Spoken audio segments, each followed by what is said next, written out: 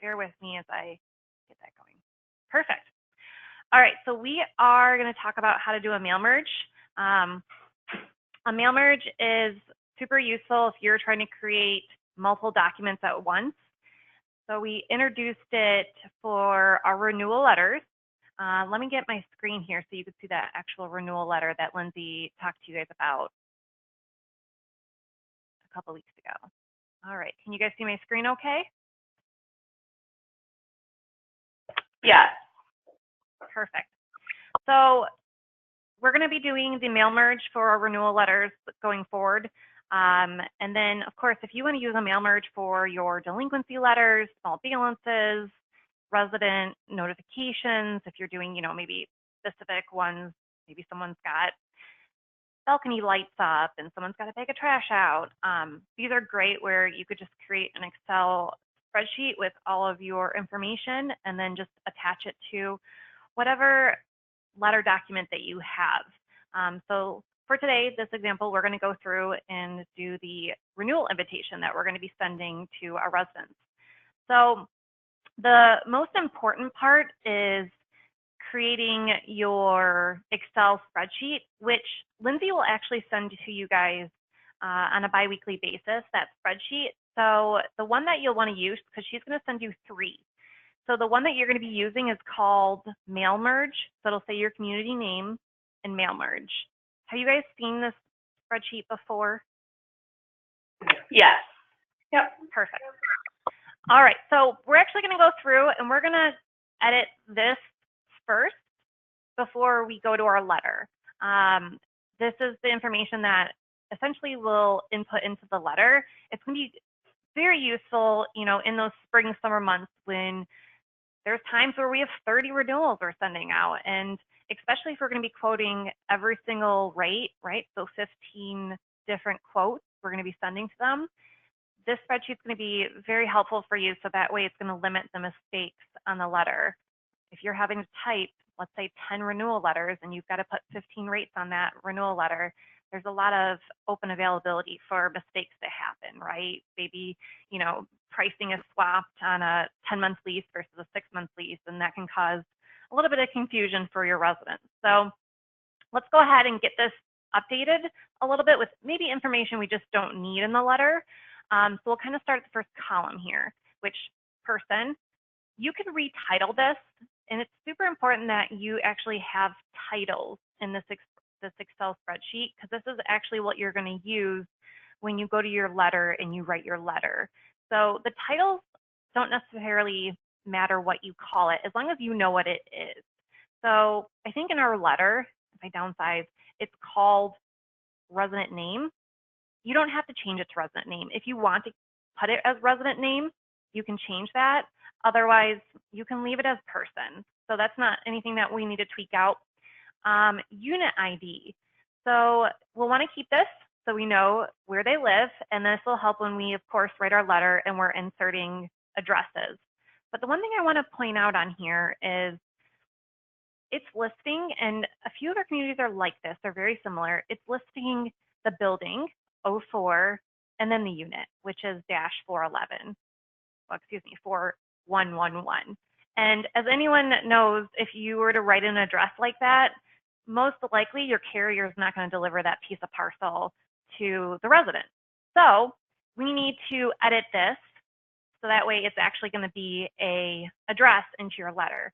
So the way to separate your building from your unit, you're going to go ahead and insert a column and then highlight the content that you want to tweak or edit. And then go ahead and click up into data on your spreadsheet and then click text to columns. So we're going to actually keep it on delimited because it's a character that's separating your building from your unit. I'm going to hit next.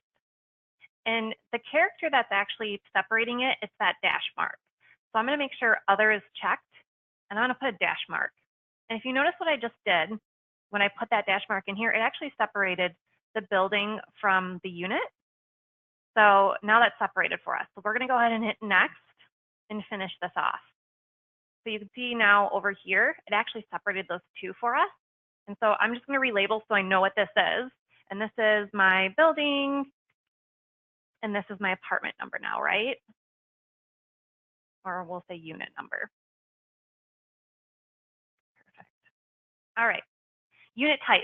We don't necessarily need this in that letter, so you can actually delete this out. You don't need move in, so we can delete that out as well. We don't need current perceived rent. We also don't need current lease term. Now, one thing I do want to notate though is it's nice to see current lease term for if you've got those month to month falling in here. That way, because going back to that letter, I'm going to pull up the letter for you. Right here, it'll say a 60-day written notice. So that's the one area or the one, I guess, thing that'll stick out. If you have a month to month, they're not necessarily giving you a 60-day written notice, right? It's a 30-day written notice. But for this format purpose, we don't actually have any month to month. So I'm going to go ahead and delete these out. So current expiration date. I'm actually going to leave this in because this is in our letter. And so we'll want to leave that on here so that way when the resident receives the letter, they know when their lease is expiring. And then the date that their renewal is going to begin on, or that new rate, I'm also going to leave that in here because that's also in the letter. So kind of going forward here, I don't need rent increase or any of that information. So I'm actually going to delete these out. Now I've deleted out those columns as well. So now I'm getting into those terms for the month. So I'm actually going to go ahead and edit this as well. And I'm going to do it a little bit slower, but I'll show you a faster way of doing this once I show you the first round here. So again, like I mentioned, this top row, it's super important that you have it labeled so that way you know what you're inserting into your letter. So there's no way to really decipher if you see right now what these terms are in the top row. So what I like to do is I like to go through and just put what those are at the top correlated to the rent column. Are you guys with me so far? Yep. Perfect. So as you can see, I'm writing in these terms with the price. Now, to kind of speed it up, you can actually hit the control key on your dashboard and you can highlight any of those fields that you're not going to need all at once. So you can then just delete it out, right? So right click, delete. So it just took those out for me. So again, continuing to edit, I already tweaked this one. This was my 11-month rate. This is my 10-month rate. This is my 9-month rate. Because again, you can see the lease term here correlated to that rent amount. 8, 7, 6, 5. And again, we can go ahead and do that control on our keyboard and highlight everything out that you're not going to need in your mail merge. I know this seems like a lot of work at first, but I can assure you once you get comfortable doing this mail merge and tweaking your spreadsheet, your Excel spreadsheet, this entire process will take you maybe about 5 minutes to do. It's not a hard or long process. It's just, I know that first time doing it can be a little bit tricky, so it might take you a few more minutes than what is normal. But like I said, you'll get comfortable doing this, and this will be something that, again, will be about 5 minutes of tweaking for you. If you do have any troubles editing your spreadsheet or linking your spreadsheet to your letter, feel free just to reach out to me separately, and I can definitely connect with you and help get that connected. All right, last one here, guys. All right, all pretty and ready to go. So I'm gonna actually just save this to my desktop. I know where to find this when I need to link it to my letter. Perfect. And now I'm going to go ahead and just put that down to the side. And now I'm going to work on my letter. So all the yellow fields are the fields that you're going to want to make sure that are updated to your community information or the spreadsheet. So some things we're going to type in and some things we're actually going to fill in with the spreadsheet we just did. So obviously the first thing is the date. The next thing is going to be the resident name, which we actually created, if you recall, that field. So I'm going to go ahead, and how you do a mail merge is you'll go to mailings in the top of your document. You're going to start a mail merge. and then you're going to go ahead and select step-by-step mail merge wizard. And let me make this a little bit bigger so you can see what I'm clicking on here. And so you're going to go ahead and start your document, and you're starting a letter. You're going to be using this document, which again is your lease renewal invitation letter. So we're going to go ahead and now select our recipient. This is connecting your Excel sheet to your Word document. So go ahead and browse and find that spreadsheet, which we know we just put it on our desktop. So right here, I'm going to open that. So I'm just going to make sure, okay. And so it's checked off for me the people that it's going to write a letter for. And if you can see right at the top, that was that top row in my spreadsheet. It's highlighted gray now. That is going to be that label that's going to help me insert my mail merge field. So this is the spreadsheet I want to attach. This looks great. I'm going to hit OK. Now watch what happens from here. When I hit OK, this now just became unhighlighted, which is your insert merge field. This is the way to put in those merge fields that we just did in the Excel spreadsheet in your Word document. So the first one, as I mentioned, was that resident name. We called it person. We can go ahead and put person there. The next thing you can scroll down and do is unit number and address. So again, we know how addresses should be written. It's probably going to be your street number, and then it's going to be, you know, maybe whatever that street name is, and then the unit from there. So in this case, it's the building for Reflection Cove, and then they have their street name as Reflection Cove. And then again, you can go ahead and insert that unit number following. So what this is going to do is this is going to write the letter for each individual person. It's going to give that unique building number with that street name of Reflection Cove. The Reflection Cove will not change, and then it'll give that unique unit number attached to it. So I can go ahead and delete these out here, and I'm going to keep St. Louis, Missouri 63021 because again, our city, state, and zip is not going to change for each unique person. So now going forward, I'm going to go ahead and insert that field, which is my person. And I can put a comma here. Congratulations on your anniversary with. So again, it's highlighted. We want to make sure that you put your community name in here. We just don't want this to be mistaken for the wrong community when you send the letter out. And then your lease expiring on, and then here's where we'll go ahead and insert that as well. So insert field again and go back to current expiration date, and that'll put their expiration date from the Excel spreadsheet. So going on, now you can go ahead and insert all those prices that are in here, and we labeled those for each unique one. So now you can just go ahead and select them and put it in here for each one, so the number matches. There should be no mistakes when typing your letter. Are there any questions so far? So I have a question. I see when you go and you see that it says M_13, could you just type that in versus doing what you're doing right now? So you're saying type in the rate, correct? Oh, not the rate, but just see, like when you go up to insert merge field, how you're going to click on M_11. Could you just write M_11 rather than? That's a great question. Yeah, that's a great question. I actually don't know. I've never tried to just write it. I do notice, so like this one I just did, it's doing those arrows and then the M_10 arrows. I don't know if that'll work. We can try it. I can do it on the next one and we'll just test it and see. So arrows, which I actually don't know how to get those arrows. So I don't believe that would work. Got it. I didn't know you had that before. No, I just thought, well, we know what the fields are called. That it would be easier, but I didn't know you had to do the arrows, so yeah, it's probably not any easier.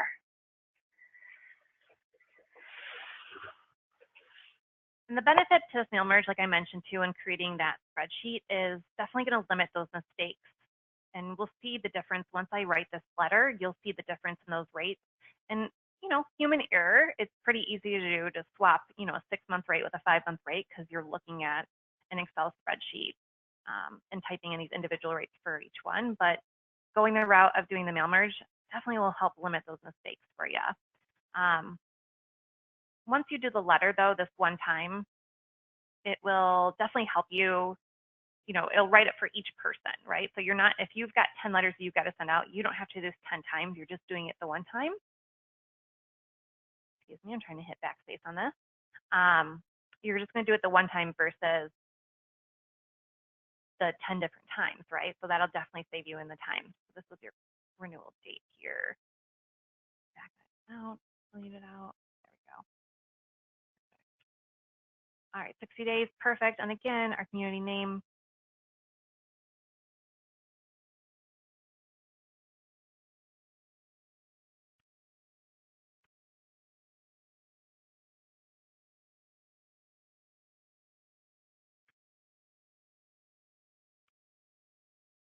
All right, everything's been now set up to match your merged fields. So let's go ahead and see if this worked. We'll hit write your letter. And then we don't need to add an address block or greeting line, any of that, because we actually just created that with our merge. So let's go ahead and now preview the letter. So now you can see that everything just changed over. So we've got Kelsey Nipper, you know, her building or street name, and then the unit. If you want to say unit beforehand, you can type that in here, or you can put it in your spreadsheet. If there's any other type of, you know, specifying parcel address information that you want to put, you can definitely have that down here. And again, the resident name, and then you can see all the rates that were inserted, which are from the spreadsheet. So, you know, kind of easy to swap around that 5-month and 4-month rate, and that's an $18 difference, right? That could cost you if someone comes in and they're like, well, I'm going to do the 4 months at $13.10. So just something to think about, or even that 6 to 5 month rate. That's a huge difference. So definitely helps with cutting back those mistakes. And then going forward, you can see where it puts in that lease expiration date and then when the new date's starting right down here. So if everything looks accurate, we're going to go ahead and complete this merge. And then you can go ahead and print your letters, which you can print all letters. So in this case, it's going to print those 2 for us. Or you can just print, maybe I want the first one, or I want the 10th one, which the 10th one would be in your spreadsheet that you were checking off. Obviously, in this instance, we can hit all records and go ahead and print it that route. But that is it for a mail merge. Any questions? Hey, Jessica, it's Casey. Hi, Casey. I do have one question. So I know that we're supposed to save and upload all of these. Is there an easy way to do it from here? So saving and uploading, yeah. So there are, let me go ahead and just print this for example. So it depends on what's on your computer. Here's my recommendation. There's actually 2 routes to go with it. You can, if you have a print to PDF in your printer, you can select that route. And so if you select it, you want to just select then what page you're saving. So page 1, and then it'll save page 1, and you can title that as Kelsey Nipper, you know, unit 411. Okay, and then you'd come back in, file print, and then do page 2. And each of these you could save to your desktop, and then of course upload those into CRM attachments. Okay. Or another route is obviously the snipping tool. If you want to save then the JPEG version of it, and then just snippet each letter, the picture, and attach that into CRM. So Okay. the third option, which I don't necessarily recommend, is to print each letter, which you're printing anyway, right, for each of the residents to put in an envelope and do the snail mail. But then if you're printing, scan and upload each one. So you're scanning individually each one, and then you're going to have to uniquely name and then attach into Yardi. So 3 different routes to going about saving this to CRM. My first recommendation is doing the print to PDF. If you have that as an option, it might be something that Vertex can help you with. Okay, perfect. Thank you. You're welcome. Great questions. Any others?